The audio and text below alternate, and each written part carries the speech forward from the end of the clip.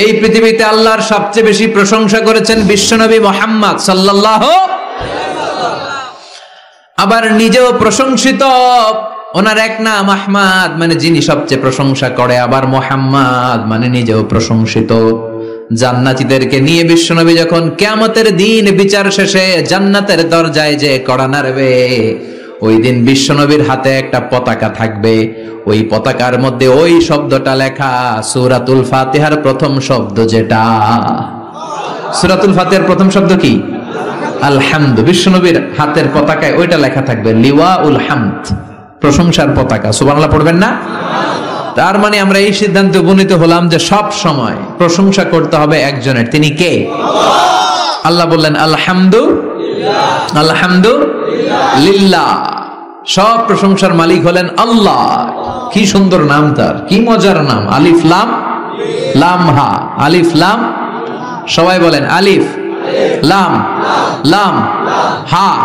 আওয়াজ করে আলিফ লাম লাম হা। এটা কার নাম? আল্লাহর নামটা জপতে কেমন লাগে? হৃদয় থেকে এই গভীর রাতে আল্লাহর একটা ডাক দেন তো, বলেন আল্লাহ।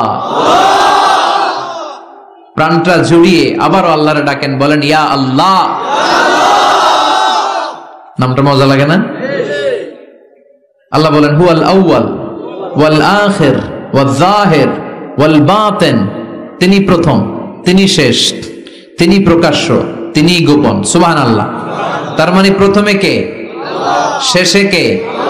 প্রথমে আল্লাহ আল্লাহ, শেষেও আল্লাহ আল্লাহ, আকাশে আল্লাহ আল্লাহ, জমিনে আল্লাহ আল্লাহ। সবাই পড়েন, প্রথমে আল্লাহ আল্লাহ, শেষেও আল্লাহ আল্লাহ, আকাশে আল্লাহ আল্লাহ, জমিনে আল্লাহ আল্লাহ। নিখিল জাহান গায়ে গুণগান তার নামে গায়, আমরাও গাহি তাআলা হামদে বারি তাআলা, হামদে বারি তাআলা, হামদে বারি তাআলা। সুবহানাল্লাহ পড়েন।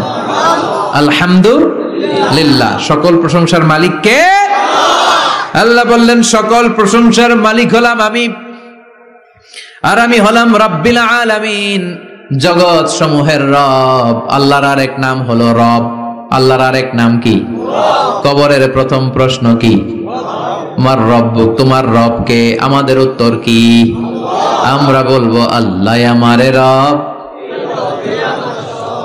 আল্লাহ আমারে রব, দমে দমে তনু মনে তারিও।